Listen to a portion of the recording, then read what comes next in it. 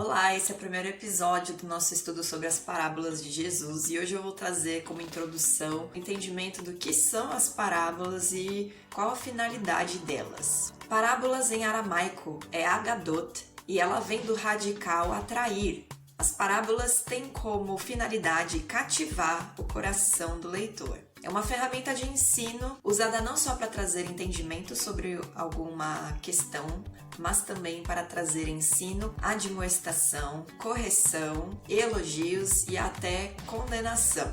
As alegorias são o principal método para se passar de uma forma inteligente algo que não se pode dizer diretamente. Essas alegorias podem ser reais ou irreais, com implicação moral, que são passadas de uma forma não ofensiva com um significado oculto. Parábola tem como característica ser uma história curta, piedosa e às vezes até cômica, que comunicam algo que não pode ser dito explicitamente por questões morais, éticas, políticas ou até por sigilo, segurança. Os elementos mais utilizados para descrever estas histórias são plantas, animais e histórias construídas que podem ser muito absurdas, mas que sempre carregam algum ensino por trás. Agadot, ou parábola, era muito comum no século I depois de Cristo e muito comum no ambiente judaico. Engana-se quem acha que as parábolas só estão presentes no Novo Testamento, porque em Juízes, capítulo 9, dos versículos 7 a 21, nós temos a parábola de Jotão. É uma parábola que foi descrita com uma intenção política.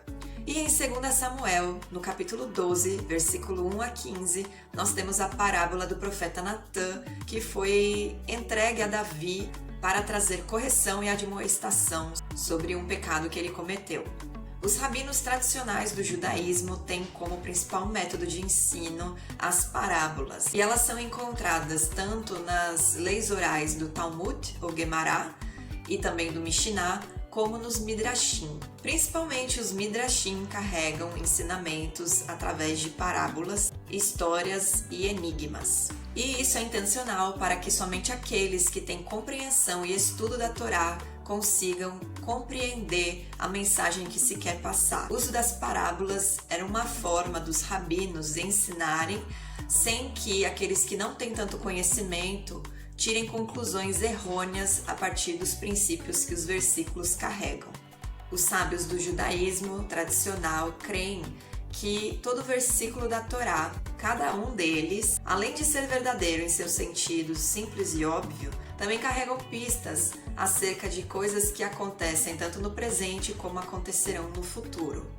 Através dos Midrashim, com histórias, enigmas e parábolas, estes sábios rabinos explicam os juízos de Deus em cada versículo da Torá.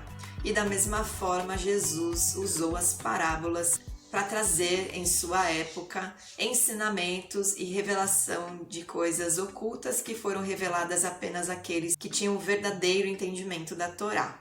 No primeiro século depois de Cristo, era comum sentar-se nas mesas para discutir sobre política, filosofia e sobre a Torá. Estamos falando de uma grande época em que a cultura greco-romana estava se espalhando e influenciando civilizações ao redor do Império Romano em que ele dominava. Apesar disso, os judeus tinham uma grande expressão política, religiosa e cultural e não se deixavam contaminar totalmente com a cultura greco-romana, mas nós temos uma certa influência dessa cultura na questão da filosofia, na questão dos Jogos Olímpicos.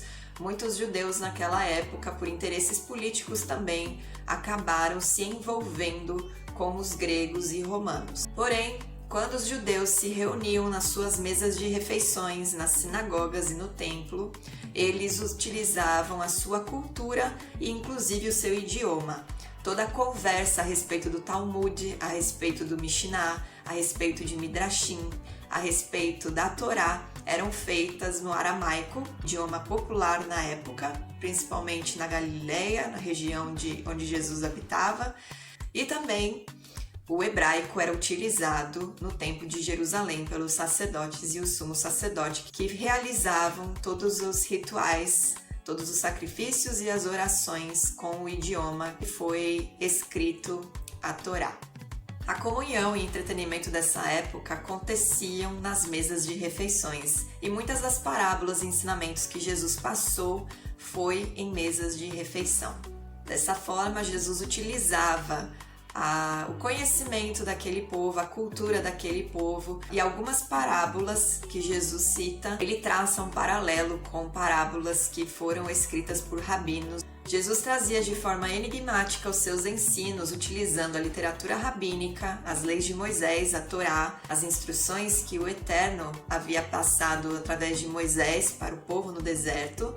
E dessa forma ele ensinava, corrigia e revelava principalmente o reino de Deus e as suas obras e coisas ocultas que o mundo ainda não conhecia. Jesus se assentava com o seu povo, o povo judeu, para ter comunhão, conversando no seu idioma, o aramaico ou o hebraico, quando ele ia para a casa do Senhor, no Templo de Jerusalém, e pelas sinagogas e mesas em toda a região do território de Israel, que naquele período estava sob o domínio romano. E para finalizar, em Mateus capítulo 13, os versículos 34 e 35, todas estas coisas disse Jesus às multidões por parábolas. E sem parábolas nada lhes dizia, para que se cumprisse o que foi dito pelo profeta. Abrirei em parábolas a minha boca, publicarei coisas ocultas desde a criação do mundo. Que essa introdução tenha trazido não só curiosidades para você, mas prepare o seu coração para os próximos episódios que serão publicados explicando as parábolas de Jesus e trazendo a revelação daquilo que está oculto e que talvez você não compreenda por não ter estudado tão bem os princípios e a lei do Senhor, como a gente viu aqui, que é necessário você conhecer os princípios, estudar a Torá para compreender a sabedoria que os rabinos queriam trazer a partir das parábolas. E Jesus era um rabino na sua época, tinha os seus próprios discípulos e usou esse método para ensinar e revelar não só o reino de Deus, mas a sua obra perfeita.